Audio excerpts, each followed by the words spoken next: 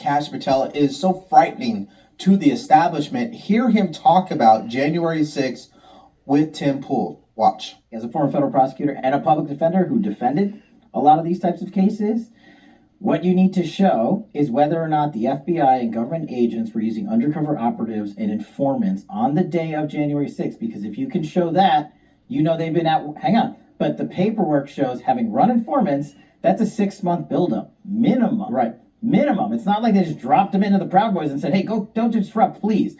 So once you prove that, then you defeat the insurrection narrative with the FBI's own documentation. Forget what the videotape shows. Just for people who you can't see what's going on in the room, the reason why Kaah just said hang on or whatever is because I started smirking and rolling my eyes, and what I meant to convey with that is, come on, we know they were involved. No, look, I totally agree. Though. Yeah. I'm not saying I know definitively. What I'm saying is a reasonable suspicion is that there were agents. There's a video showing a guy with an earpiece pulling people into the building.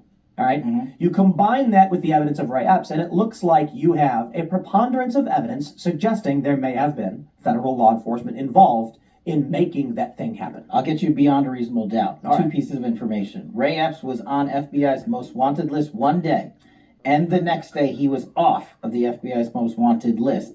There are only two ways that happens. You die, or your informant. Put that aside. Under congressional testimony, Jill Sanborn, who I used to work with, the head of the FBI Counterintelligence Division, in charge of all these investigations, testified under oath when Senator Cruz asked her, flat out, were there federal agents involved with January 6th? And she said, quote, Senator, I can't answer that at this time. Not if the answer was definitively no, having been a DOJ FBI guy myself, she would have gone there and said, nope, absolutely not. The reason she said I can't answer that is because of the same stonewalling they gave us during Russiagate with Christopher Steele, Halper, and everybody else. It's the same narrative, and I'm telling you they were there. So you're saying that she said I can't answer that because the answer is yes, yeah. And that would compromise whatever their operation was.